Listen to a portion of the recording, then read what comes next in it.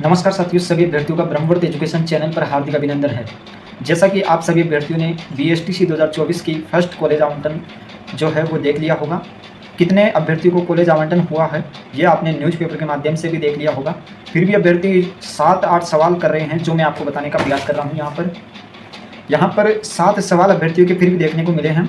जो अभ्यर्थी पूछ रहे हैं कि प्रथम लिस्ट की जो कट ऑफ है वो क्या रही है। इसके अलावा अपवर्ड मूवमेंट किन अभ्यर्थियों को करवाना चाहिए और किस प्रकार से अपवर्ड मूवमेंट होगा, अपवर्ड मूवमेंट के लिए क्या आवश्यक है और रिपोर्टिंग में क्या क्या करना है, सेकंड लिस्ट कब आएगी और सेकंड लिस्ट की कट ऑफ क्या रहेगी और सेकंड लिस्ट के अंदर कितनी सीटों पर अलॉटमेंट होगा, यानी कि फर्स्ट लिस्ट जारी होने के बाद अब कितनी सीटें खाली रही है। यह सवाल अभ्यर्थियों के देखने को मिले हैं। सेकंड लिस्ट की कट ऑफ क्या रहेगी, यह सबसे ज़्यादा सवाल देखने को मिला है। देखो, सबसे पहले मैं बात करता हूँ यहाँ पर जिन अभ्यर्थियों को फर्स्ट लिस्ट के अंदर कॉलेज आवंटन हुआ है उन अभ्यर्थियों को अब क्या करना है। तो उन अभ्यर्थियों को अब जो आपको निश्चित दिनांक दी गई है नोटिफिकेशन के अंदर, उस डेट में आपको रिपोर्टिंग ऑनलाइन भी करवानी है। ऑनलाइन आपको दस्तावेज अपलोड करवाने हैं, फीस अपलोड करवानी है, तो ये ऑनलाइन होने हैं। इसके अलावा जो 2-3 सेट तैयार करके डॉक्यूमेंट्स के आपके यहाँ पर कॉलेज जो आपको आवंटित हुआ है उस कॉलेज में जाकर आपको रिपोर्टिंग करवा देनी है। रिपोर्टिंग का मतलब यही है कि आपको ऑनलाइन दस्तावेज अपलोड करवाना आवश्यक है। जो अभ्यर्थी सोच रहे हैं कि सीधे ही कॉलेज में जाकर जो डॉक्यूमेंट्स है वो जमा करवा देंगे, तो ऐसी गलती ना करें। अभ्यर्थी सबसे पहले ई मित्र के माध्यम से जो आपकी फीस है वो जमा करवाए, ऑनलाइन डॉक्यूमेंट्स अपलोड करवाए। ऑनलाइन डॉक्यूमेंट्स में हो सकता है 10वीं 12वीं की मार्कशीट, जाति मूल, ये मांग लिया जा रहे हैं आपसे, तो ऑनलाइन दस्तावेज अपलोड करवा देने हैं। रिपोर्टिंग करवा देनी है कॉलेज में जाकर। जो डॉक्यूमेंट्स आपसे मंगवाए जाएंगे कॉलेज के अंदर, वे डॉक्यूमेंट्स आपके रिपोर्टिंग जब आप करवाएंगे उस समय ये आपको ई मित्र के माध्यम से जब आप फीस जमा करवाएंगे उस समय ये ई मित्र वाला आपको अपना बधाई पत्र निकाल कर देगा। बधाई पत्र में लिखा होगा कि आपको कौन कौन से डॉक्यूमेंट्स तैयार करके आपको वहाँ पर लेकर जाना है। हालांकि लिखा होगा या नहीं लिखा होगा ये मालूम नहीं है, लेकिन फिर भी आपको जो डॉक्यूमेंट्स से तैयार करने हैं उसके वीडियो यूट्यूब पर कई मिल जाएंगे, आपको वहाँ पर जाकर देख सकते हैं कौन कौन से डॉक्यूमेंट्स आपको आवश्यक चाहिए। फिर भी बात कर रहा हूँ यहाँ पर डॉक्यूमेंट्स की, तो 10वीं की मार्कशीट, 12वीं की मार्कशीट, आधार कार्ड, जाति प्रमाण पत्र, मूल निवास प्रमाण पत्र।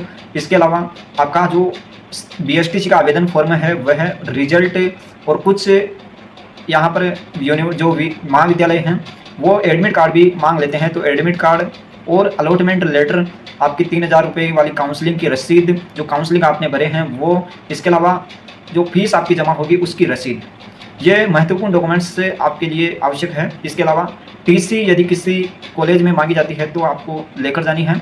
और इसके अलावा यहाँ पर यदि गैप प्रमाण पत्र है, यानी कि गैप प्रमाण पत्र यदि आवश्यक है तो ही लेकर जाए, अन्यथा लेकर नहीं जाए।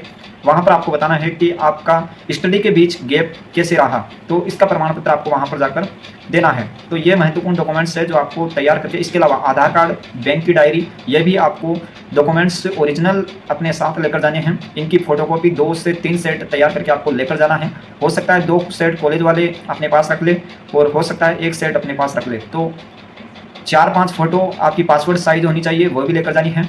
तो ये 3 सेट तैयार कर लेने हैं सभी डॉक्यूमेंट्स के, तीनों सेट आपको कॉलेज में जाकर अपनी रिपोर्टिंग करवानी है। तो ये हो गई रिपोर्टिंग से संबंधित। हालांकि इस वीडियो का मुख्य उद्देश्य रिपोर्टिंग नहीं था।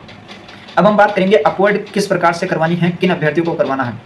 तो जिन अभ्यर्थियों को फर्स्ट लिस्ट के अंदर फर्स्ट चॉइस मिली है उन अभ्यर्थियों का अपवर्ड मूवमेंट नहीं होगा। अपवर्ड मूवमेंट उन्हीं अभ्यर्थियों को होगा जिनको फर्स्ट लिस्ट के अंदर फर्स्ट चॉइस के अलावा अन्य जो कॉलेज मिली है, दूर कॉलेज मिली है, हो सकता है किसी को ज़्यादा दूर मिला है या नज़दीक मिली है, फिर भी वह दूसरी कॉलेज लेना चाहता है तो वह अपवर्ड का फॉर्म भर सकता है। अपवर्ड का फॉर्म भरने की डेट है 14 अगस्त से 16 अगस्त, बिल्कुल 14, 15 और 16 अगस्त 3 दिन आपके अपवर्ड के फॉर्म भरे जाएंगे। और इस अपवर्ड का जो रिजल्ट है, यानी कि अपवर्ड जब आप लगाएंगे, अपवर्ड किस प्रकार से लगाएंगे, जैसे आपको 25वें नंबर की कॉलेज मिली है तो आपको 24 जो ऊपर कॉलेज है उनमें अपवर्ड आपका हो सकता है। अपवर्ड आप ऊपर की कॉलेज में करवा सकते हैं, ये अपवर्ड का फॉर्मूला रहता है। और यदि तीसरी कॉलेज मिली है तो ऊपर की जो 2 कॉलेज है उनमें अपवर्ड आप करवा सकते हैं। यदि उन कॉलेजों के अंदर आपकी ही कैटेगरी की कोई सीट खाली रहती है तो आपको कॉलेज आवंटन उस महाविद्यालय के अंदर कर दिया जाएगा।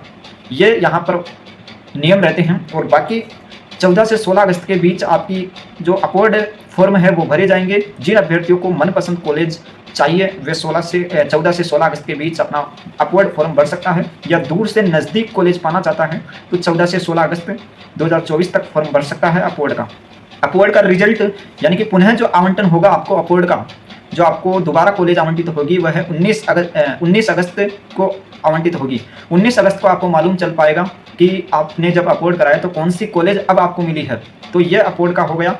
अब हम बात करेंगे कि सेकंड लिस्ट कब आएगी। सबसे बड़ा सवाल अभ्यर्थियों का यही आ रहा है कि सेकंड लिस्ट कब आएगी, सेकंड लिस्ट की क्या कट ऑफ रहेगी और फर्स्ट लिस्ट की क्या कट ऑफ रहेगी। तो सेकंड लिस्ट कब आएगी आपको बता दूं, सेकंड लिस्ट अभी के रिपोर्टिंग जो आपका शेड्यूल जारी हुआ है काउंसलिंग शेड्यूल में, उसके अनुसार केवल इसमें लिखा गया है कि अपवर्ड की जो आवंटित सूची है वह 19 अगस्त को जारी होगी। तो हम मान सकते हैं कि जब आपका अपवर्ड का रिजल्ट जारी होगा, क्योंकि हमेशा यही होता आया है कि जब अपवर्ड का रिजल्ट जारी होता है उसी के साथ सेकंड लिस्ट जारी होती है, तो इस वर्ष भी हो सकता है 19 अगस्त को आपके अपवर्ड रिजल्ट के साथ सेकंड लिस्ट जारी कर दी जाएगी। यह ऑफिशियल नोटिफिकेशन के माध्यम से अपडेट दी जा रही है आपको। 19 अगस्त को आपकी सेकंड लिस्ट जारी हो जाएगी अभी के अनुसार, और अपवर्ड का रिजल्ट भी 19 अगस्त को आ जाएगा। अब सवाल उठता है कि 19 अगस्त को सेकंड अलॉटमेंट होगा तो कट ऑफ क्या रहेगी, कितनी सीटों पर अलॉटमेंट होगा, यह सभी बातें हम करने वाले हैं। लेकिन इससे पहले हम बात करेंगे फर्स्ट लिस्ट की कट ऑफ क्या रही। क्या फर्स्ट लिस्ट की कट ऑफ सबको चौंका कर रख दी? बिल्कुल साथियों, चौंका कर कट ऑफ नहीं रखी है। कट ऑफ आपको बिल्कुल भी नहीं चौंकाई है। कट ऑफ आपको जो बताया गया था एक आंकड़ा, उसी के आसपास रही है। हमने आपको बताया था पुरुष ओबीसी के अंदर 428 के आसपास, शायद इसी के आसपास से मैंने आपको बताया था। लेकिन उस समय मैंने आपको कहा था कट ऑफ इससे भी हाई जाएगी। मैंने आपको उस समय कहा था कि जो पुरुष अभ्यर्थी की कट ऑफ है 435 के आसपास जाएगी, वही हुआ है, 435 के आसपास कट ऑफ गई है। लेकिन फिर भी मैंने आपको उस समय कम कट ऑफ बताया था। क्यों कम बताया था वो मैंने आपको उस वाले वीडियो में बता दिया है, ज़्यादा विस्तार से हम चर्चा नहीं करेंगे। तो फर्स्ट लिस्ट की कट ऑफ क्या रही है, संभावित आंकड़ा है, कोई ऑफिशियल आंकड़ा जारी नहीं होता है, विभाग की ओर से यह एक संभावना है जो एक लगभग इन नंबर के आसपास के अभ्यर्थियों को कॉलेज आवंटन हो चुका है। कुछ अभ्यर्थी होंगे जिनके इससे भी अधिक नंबर है, 450 से अधिक नंबर है, लेकिन उनको उन्हीं की गलती की वजह से कॉलेज आवंटित नहीं हुआ है। क्यों आवंटित नहीं हुआ है इस पर भी हम बात करेंगे, और कम नंबर पर भी कैसे आवंटित हो चुका है कॉलेज, इस पर भी हम बात करने वाले हैं। तो जनरल के पुरुष अभ्यर्थी की अगर मैं बात करूँ तो 440 प्लस जिस भी अभ्यर्थी के नंबर है जनरल के अंदर, पुरुष अभ्यर्थी के, उसका कॉलेज आवंटित हो चुका है फर्स्ट लिस्ट के अंदर। यह एक संभावित आंकड़े हैं। 440 प्लस वाले का पुरुष अभ्यर्थी का जनरल के अंदर कॉलेज आवंटित हो चुका है। अब सवाल उठता है कि 440 प्लस जनरल के अंदर किसी अभ्यर्थी के नंबर होते हुए भी उस अभ्यर्थी को, हो सकता है किसी अभ्यर्थी को कॉलेज आवंटित नहीं हुआ है, तो ऐसा कैसे संभव है? जब कट ऑफ आपकी 440 प्लस जा रही है जनरल के अंदर, तो उस अभ्यर्थी के 440 प्लस है, फिर भी उस अभ्यर्थी का नहीं हुआ कॉलेज आवंटन और 438 प्लस वाले का हो गया। तो यह तभी संभव है जब 440 प्लस वाला हो सकता है उसने कम कॉलेज भरी है, जिसकी वजह से उसको कॉलेज आवंटित नहीं हुआ है। मैंने काउंसलिंग के समय आपको इस चैनल के माध्यम से 2 वीडियो अपलोड करके बार बार आपको बताया था कि ज़्यादा से ज़्यादा कॉलेज आपको सेलेक्ट करना है, ऑल राजस्थान करना है। फिर भी जो अभ्यर्थी होशियार थे, जो अभ्यर्थी यहाँ पर, जिन अभ्यर्थियों को मालूम था कि कॉलेज आवंटित हो जाएगा, वे उन अभ्यर्थियों ने कम कॉलेज भरा, और उसी का परिणाम आज यही है कि कम नंबर वाले को कॉलेज आवंटित हो चुका और ज़्यादा नंबर वाले को कॉलेज आवंटित नहीं हुआ। मैंने आपको बार बार कहा था कि कम नंबर पर भी कॉलेज आवंटित होगा, और कॉलेज आवंटित कम नंबर पर कैसे होगा? ध्यान से काउंसलिंग की प्रक्रिया में भाग लेने पर। ज़्यादा नंबर होने पर भी कम कॉलेज उस अभ्यर्थी ने भरी और उसे कॉलेज आवंटित नहीं हुआ। एक अभ्यर्थी का कमेंट आया, 477 नंबर उस अभ्यर्थी के थे, पुरुष अभ्यर्थी था शायद, उसको कॉलेज आवंटित नहीं हुआ। मैंने सोचा 477 नंबर है उस अभ्यर्थी के और कॉलेज आवंटित फर्स्ट लिस्ट के अंदर नहीं हुआ, तो उसका सेकंड लिस्ट के अंदर भी, जहां तक मेरा अनुमान है, उसका सेकंड लिस्ट के अंदर हो जाएगा। लेकिन हम बात करेंगे 477 पर कैसे नहीं हुआ, तो उसकी एक गलती सामने आई, उसने 10 कॉलेज ही फिल की थी। तो 10 कॉलेज फिल की थी मतलब 10 कॉलेज को ही उसने सेलेक्ट किया था, तो कैसे संभव है 477 पर कॉलेज मिलना? आपको बार बार कहा था कि आपके कितने भी नंबर हो, आपको कॉलेज ज़्यादा से ज़्यादा भरना है, ऑल राजस्थान करना है। अब हम विस्तार से बात नहीं करेंगे, जो बीत गया सर, जो बीत गया, क्योंकि अब हम बात करेंगे सेकंड लिस्ट के बारे में। फर्स्ट लिस्ट आवंटित हो चुकी है, कट ऑफ के बारे में हम बात कर लेते हैं। जनरल के पुरुष अभ्यर्थी 440 प्लस वाले का हो चुका है, और महिला अभ्यर्थी 429 प्लस वाली को कॉलेज आवंटित हो चुकी है। ओबीसी के पुरुष अभ्यर्थी 435 प्लस वाले को कॉलेज मिल चुका है, और महिला अभ्यर्थी 424 प्लस वाले को कॉलेज आवंटित हो चुका है। यह संभावित आंकड़ा है। जो इससे अधिक ऊपर वाले नंबर हैं उनको लगभग कॉलेज आवंटित सभी को हो चुका है। ईडब्ल्यूएस के अंदर 438 प्लस वाले पुरुष अभ्यर्थी को आवंटित हो चुका है और महिला अभ्यर्थी 415 प्लस वाली को, और एमबीसी के अंदर 428 प्लस वाले पुरुष अभ्यर्थी को कॉलेज मिल चुका है और महिला अभ्यर्थी 415 प्लस वाले को कॉलेज मिल चुका है। इसके अलावा अगर आगे की कैटेगरी की बात करें एससी और एसटी, इसमें कहीं ना कहीं आंकड़ा इधर उधर होता हुआ नजर आ रहा है। हालांकि घोटाला किसी भी कैटेगरी के अंदर किसी भी सीट पर नहीं हुआ है। एससी के पुरुष अभ्यर्थी की कट ऑफ 423 प्लस रही है और महिला अभ्यर्थी 411 प्लस रही है। बिल्कुल एससी के अंदर महिला अभ्यर्थी की कट ऑफ 411 प्लस रही है और एसटी के पुरुष अभ्यर्थी 420 या 421 प्लस। जिस भी अभ्यर्थी के नंबर थे उनको लगभग सभी को कॉलेज आवंटित हो चुका है और एसटी के महिला अभ्यर्थियों की 406 या 7 प्लस रही होगी। जहाँ तक मैंने सभी के जो कॉलेज आवंटन का जो पीडीएफ देखा, जो स्क्रीनशॉट देखा अभ्यर्थियों का, उसमें यही आंकड़ा मेरे अनुसार तो यही निकलता हुआ सामने आ रहा है। यदि इससे कम पर भी आपका सिलेक्शन हुआ है तो आपको सौभाग्य की बात है, क्योंकि अभी फिलहाल इस तरह से कट ऑफ जाना और इससे कम पर आपका सिलेक्शन होना, आप भगवान को शुक्रिया अदा कर सकते हो। अब सेकंड लिस्ट कब जारी होगी, तो सेकंड लिस्ट आपकी मैंने आपको बता दिया है। जब आपका फर्स्ट लिस्ट का अपवर्ड मूवमेंट का रिजल्ट आएगा, अपवर्ड मूवमेंट वाले को कॉलेज आवंटित होगा। 19 अगस्त को आपकी सेकंड लिस्ट जारी हो जाएगी। सेकंड लिस्ट की सीटें कितनी खाली रही है, आपने एक न्यूज़पेपर के माध्यम से अवगत किया होगा कि लगभग 1853 सीटें रिजर्व कैटेगरी की रही खाली। 1853 सीटें रिजर्व कैटेगरी की खाली रही है। तो कट ऑफ आइडिया लग चुकी है।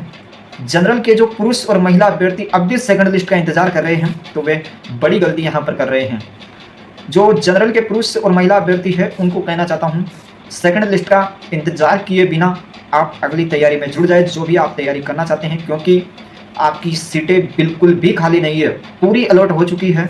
और अगर 50-100 सीटें अगर आपकी फर्स्ट लिस्ट के अंदर जो अभ्यर्थी कॉलेज आवंटित हुई है वो रिपोर्टिंग नहीं करवाएंगे तो भी आपका जो इस कट ऑफ है उस पर कुछ भी प्रभाव नहीं पड़ने वाला। जनरल के पुरुष और महिला अभ्यर्थी फिर से आप अपनी तैयारी शुरू कर दीजिए। आपकी सीटें खाली नहीं है, साफ साफ लिखा गया है। 1853 जो सीटें खाली रही है वो रिजर्व कैटेगरी की खाली रही है। अब रिजर्व कैटेगरी का मतलब आरक्षित श्रेणी जिनको आरक्षण मिला हुआ है, जिसके अंदर ओबीसी हो गई, एससी हो गई, एसटी, ईडब्ल्यूएस और एमबीसी, ये यहाँ पर कैटेगरी सामने आ जाती है। इन कैटेगरी की सीटें आरक्षित रखी गई है। कितनी सीटें, 1853 सीटें खाली रखी गई है और 1853 सीटों का अलॉटमेंट सेकंड लिस्ट के अंदर होगा।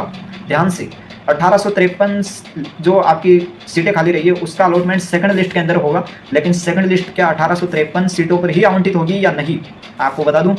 जब फर्स्ट लिस्ट जारी हुई है तो फर्स्ट लिस्ट के अंदर जिन अभ्यर्थियों को कॉलेज आवंटित हुआ है उनमें से बहुत कम अभ्यर्थी ऐसे होंगे जो रिपोर्टिंग नहीं करवाएंगे। हालांकि सभी रिपोर्टिंग करवाएंगे, यह सभी को मालूम है, लेकिन कुछ अभ्यर्थी हो सकते हैं जो रिपोर्टिंग नहीं करवा पाएंगे या नहीं करवा सकते। तो आप मानकर चल सकते हैं कि 400 या 500 के आसपास अभ्यर्थी रिपोर्टिंग नहीं करवाएंगे। तो यह आंकड़ा लगभग 2200 के आसपास जा सकता है। तो सेकंड जो लिस्ट आपकी जारी होगी वो लगभग संभावना है 1900 से 2200 के मध्य आपकी सीटों पर जारी होगी। तो यह हो गई सेकंड लिस्ट के बारे में कि 2200 सीटों के आसपास आपकी सेकंड लिस्ट जारी हो सकती है। बाकी अभी फिलहाल खाली सीटें बताई जा रही है वो 1853 सीटें रिजर्व कैटेगरी की बताई जा रही है, ना कि यहाँ पर जनरल की। तो जनरल की कोई भी सीट खाली नहीं है अभी के वर्तमान स्थिति के आधार पर। अब सेकंड लिस्ट का कौन इंतजार करे, तो सेकंड लिस्ट का आपको बता दूं, जो मैंने फर्स्ट लिस्ट की कट ऑफ बताई है उससे अगर आपके 3 नंबर कम है, 3 से आप मान सकते हैं 5 नंबर कम आ रहे हैं तो ही आप सेकंड लिस्ट का इंतजार करें, अन्यथा इंतजार करना छोड़ दीजिए। सेकंड लिस्ट के अंदर इससे कम कट ऑफ नहीं जाएगी। कट ऑफ आपकी यही रहने वाली है। कट ऑफ सेकंड लिस्ट की क्या रहेगी संभावित बता रहा हूँ।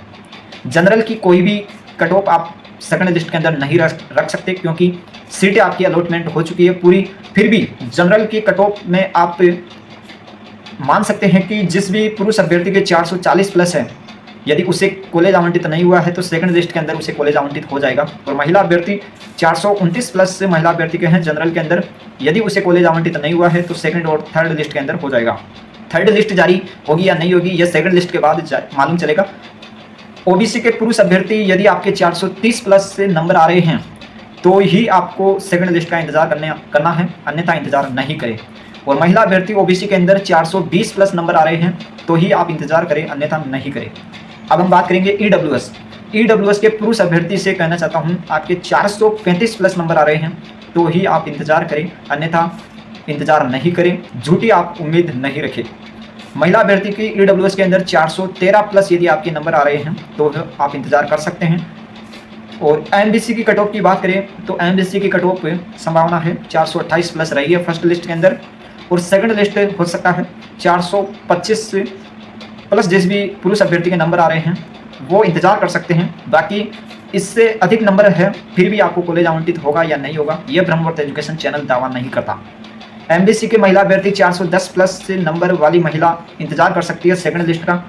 और एससी कैटेगरी की अगर बात करूँ तो सेकंड लिस्ट का इंतजार, पुरुष अभ्यर्थी की बात करूँ तो 418 प्लस पुरुष अभ्यर्थी के एससी कैटेगरी के अंदर आ रहे हैं तो वो इंतजार कर सकता है सेकंड लिस्ट का। बाकी अन्य अभ्यर्थी इंतजार नहीं करें। एससी की महिला अभ्यर्थी 408 प्लस महिला अभ्यर्थी के नंबर आ रहे हैं एससी कैटेगरी के अंदर तो वह इंतजार कर सकता है सेकंड लिस्ट का। एसटी की बात करूं तो एसटी के अंदर जो मेल कैंडिडेट्स हैं यदि उसके 417 प्लस नंबर आ रहे हैं तो ही इंतजार करें, अन्यथा इंतजार नहीं करें। कट ऑफ आपकी फर्स्ट लिस्ट की जो लगभग सामने आई है उससे 3 नंबर के आसपास ही कम होगी सेकंड लिस्ट के अंदर। ध्यान से बैठा लीजिए दिमाग में, 1853 सीटें खाली रही है, ज़्यादा सीटें खाली नहीं रही है। रिजर्व कैटेगरी की रही है, आरक्षित कैटेगरी की रही है, सभी कैटेगरी में डिवाइडेशन हो रखी है। 1853 सीटें, ऐसा नहीं है कि 1853 सीटें ओबीसी की रही है, एससी की रही है, ऐसा नहीं है। सभी कैटेगरी की 1853 सीटें टोटल मिलाकर खाली रही है जो उन्होंने सेकंड लिस्ट के लिए रिजर्व रखी है। अब हम बात करेंगे एसटी की महिला अभ्यर्थी। तो एसटी की महिला अभ्यर्थी 405 प्लस आपके नंबर हैं, हम कह सकते हैं कि 405 या 403 प्लस आपके नंबर हैं तो आप इंतजार कर सकते हैं एसटी के महिला अभ्यर्थी की। एसटी की महिला अभ्यर्थी को कहना चाहता हूँ यदि आपके इससे 3-4 नंबर भी कम नंबर आ रहे हैं, यानी कि आप 400 के आसपास हम मान सकते हैं कि 398 प्लस यदि आपके नंबर आ रहे हैं एसटी के महिला अभ्यर्थी की तो आप इंतजार कर सकते हैं सेकंड लिस्ट का। बाकी फर्स्ट लिस्ट के अंदर कट ऑफ इतनी भी हाई नहीं गई है जितनी हाई लोगों ने बना रखी है। ये कट ऑफ पहले ही सामने आ चुकी थी, पहले ही आपको सभी चैनल जो है उस पर बताई जा चुकी थी। आपने देखा होगा उदयपुर क्लासेज, लहर classes, all time toppers, Brahmavarta education channel, ये एकमात्र ऐसे चैनल थे जिन्होंने बिल्कुल सटीक कट ऑफ से आपको अवगत करवाया और आपको कहा था कि ज़्यादा से ज़्यादा कॉलेज बनना है आपको। इसके अलावा जो अन्य चैनल सामने आ रहे हैं उनमें से मैंने कई चैनल ऐसे देखे जिन पर आपको उस समय कट ऑफ बताई गई थी 320, 340, 300 इस प्रकार से, तो वो आपको केवल भ्रमित किया गया था। ये 4 चैनल आपको बता रहा हूँ। आपको वीडियो अगर वीडियो में जानकारी आपको अच्छी लगे तो ही आप इन चैनलों से जुड़े। ये चैनल बीएसटीसी और पीटीटी के अभ्यर्थियों के लिए महत्वपूर्ण साबित होने जा रहे हैं और आगे भी होते रहेंगे। All time toppers, Udaipur classes, लहर क्लासेज, ब्रह्मवर्त एजुकेशन चैनल, इसके अलावा एक और चैनल है कोटपुतली एजुकेशन चैनल। यह चैनल आपको महत्वपूर्ण जानकारी अपलोड करवाते हैं। इन चैनलों से आप जुड़कर रहिए। अब मैं बात करूंगा संस्कृत की कट ऑफ क्या रही है और सेकंड लिस्ट में क्या रह सकती है। तो संस्कृत की बात करूं तो संस्कृत के पुरुष अभ्यर्थियों की 380-90 प्लस वाले का हो चुका है और संस्कृत के अंदर सेकंड लिस्ट जो जारी होगी वो आप मान सकते हैं कि 3 नंबर कम कर सकते हैं आप लगभग।